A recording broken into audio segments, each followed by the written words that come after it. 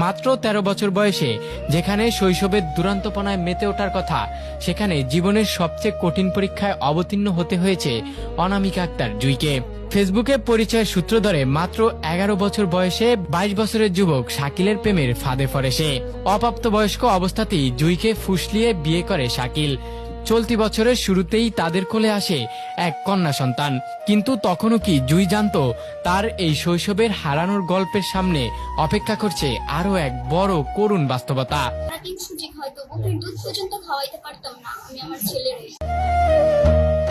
সন্তান জন্মের মাত্র কয়েক মাসের মাথায় জুঁইয়ের জীবনের উপর নেমে আসে অমানবিক নির্যাতনের কালো ছায়া।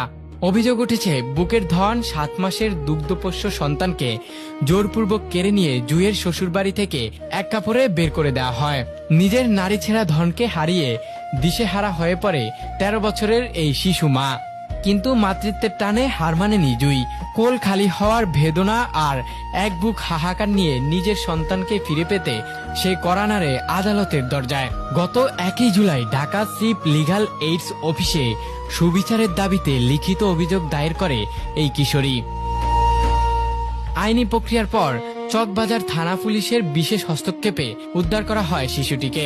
এরপর মঙ্গলবার ঢাকার আদালতে তৈরি হয় এক বিরল ও অভূতপূর্ব দৃশ্য।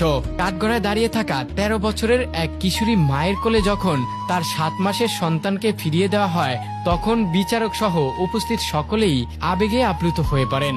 তবে বিবাদী শাকিলের দাবি, জুঁই স্বেচ্ছায় ঘর ছেড়েছিল এবং সে সন্তানকে রেখেই চলে যায়।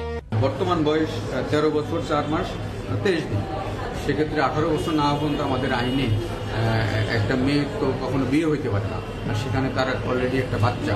এখন এই শিশু এবং এই বাচ্চা দুজনের দায়িত্ব এখন কে নেবে, এটাই এখন দেখার বিষয়। আইনি লড়াই হয়তো তার নিজস্ব নিয়মেই চলবে, কিন্তু আদালত কক্ষের এই আবেগঘন দৃশ্য যেন আমাদের সমাজের এক নিষ্ঠুর বাস্তবতাকে নগ্নভাবে উন্মোচিত করে দিল।